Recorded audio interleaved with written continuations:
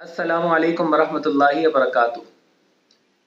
दोस्तों, इस्लाम के नाम पर बनने वाला ये वतन पाकिस्तान, जो हमारी उम्मीदों, उमंगों और आरजुओं का जहान है, जहाँ की पुरकैफ फ़ज़ाओं में हम आज़ादी से जीते हैं, ये मुल्क हमें बड़ी जिद्दोजहद और क़ुरबानियों के बाद मिला है। 10 लाख मुसलमानों को सिर्फ पाकिस्तान से मोहब्बत करने के जुर्म में फ़ना के घाट उतार दिया गया था। 1.5 लाख से ज़ायद मुसलमान ख़वातीन को अगवा किया गया और फिर दरिंदों ने उन्हें अपनी हवस का निशाना बनाने के बाद मौत के घाट उतार दिया था। मासूम बच्चों को बर्छियों और नेज़ों पर पुरोया गया था। बच जाने वाले मुहाजिरीन ने जुल्म सितम की वो हौलनाक दास्तानें सुनाई हैं कि इंसान का वजूद लरस कर रह जाए। लेकिन दोस्तों, आज जब पाकिस्तान को आज़ाद हुए तकरीबन 8 दहाइयाँ गुजर चुकी हैं, तो क्या एक लम्हे को रुक कर ये सोचने की ज़रूरत नहीं है कि हमारे बुज़ुर्गों ने जिन मकासद के लिए इस कदर कुर्बानियाँ दी थीं, अपना घर बार और माल व असबाब छोड़ा था, क्या वो मकासद हासिल हो गए हैं? हमारी माँओं, बहनों और बेटियों ने मुसलमानों के बेहतर मुस्तकबिल के जिस सुहाने ख्वाब की तलाश में अपनी इज्जतें और इस्मतें तक दांव पर लगा दी थीं, क्या हमने उनके वो ख्वाब पूरे कर दिए हैं? दोस्तों, आज जब पाकिस्तान में गुर्बत और महंगाई से तंग बाप अपने साथ अपने बच्चों की जिंदगियों का भी खात्मा कर रहा है, जब आला डिग्रियों के बावजूद तालीम याफ्ता नौजवान सड़कों की खाक छान रहा है, जहां 6 करोड़ लोग ज़ेवर इल्म से महरूम रहकर जहालत के साए में जिंदगी गुजार रहे हैं, जहां मजमूई आबादी का 45% यानी 11 करोड़ लोग, जी हाँ, 11 करोड़ लोग गुर्बत की लकीर से नीचे जिंदगी गुजार रहे हैं, जहां 45 लाख नौजवान बेरोजगार हैं, जहां का अदालती निज़ाम दुनिया के 142 ममालिक में 129वें नंबर पर आता है, जो करप्ट ममालिक की रैंकिंग में 180 ममालिक में 135वें नंबर पर हो, यानी जहां के रहने वाले दुनिया के 46वें करप्ट तरीन लोग हों।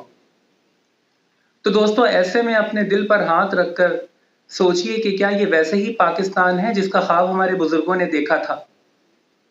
हमारे बुजुर्गों ने तो इतनी कुर्बानियां इस उम्मीद पर दी थी कि उन कुर्बानियों के नतीजे में मुसलमान एक ऐसा खित्ता ज़मीन हासिल करने में कामयाब हो जाएंगे जहां इस्लाम का बोलबाला होगा, जहां हर एक की इज्जत व आबरू का तहफ़्फ़ुज़ होगा, जहां अमन का दौर दौरा होगा, जहां खुशहाली और फरावानी होगी। एक ऐसा खित्ता ज़मीन जहां चोरी, डकैती और कत्ल व गारत गरी का बाजार गर्म ना होगा, जहां कौमियत, लिसानियत और असबियत के नाम पर भाई भाई का दुश्मन ना होगा। एक ऐसा खित्ता ज़मीन जहां रिश्वत और सिफारिश के जरिए मेरिट का कत्लेआम ना होगा, जहां बासलाहियत और हकदार के साथ नाइंसाफ़ी ना होगी। एक ऐसा खित्ता ज़मीन जहां जहालत का नाम और निशान तक ना होगा, इल्म की शमें रोशन होंगी, जहां गुर्बत, महंगाई और बेरोजगारी से तंग आकर कोई खुदकुशी नहीं करेगा। लेकिन दोस्तों, क्या हमने बहैसियत कौम उन लाखों लोगों की उम्मीदों को पूरा कर दिया है जिन्होंने तख्लीक पाकिस्तान के खाके में अपने खून से रंग भरा था? क्या हमने उन बुजुर्गों के ख्वाबों का पाकिस्तान बनाकर उनकी दी गई कुर्बानियों का वो कर्ज चुका दिया है जो हमारे जिम्मे था? अफसोस के साथ कहना पड़ता है कि हम अब तक ऐसा करने में नाकाम रहे हैं। लेकिन आए इस बार मिलकर जश्न आज़ादी के मौके पर अज़्म करें कि इस मुल्क को बुलंदी और तरक्की की ओज सुरैया पर ले जाने के लिए दिन रात मेहनत करेंगे। इस वतन की तरक्की और इसके बासियों की खुशहाली के लिए अपने हिस्से की शमा ज़रूर जलाएंगे। इस वतन को अपना हकीकी मानों में घर समझते हुए इसके चप्पे चप्पे को सजाएंगे, संवारेंगे और इसके ज़र्रे ज़र्रे की हिफाजत करेंगे।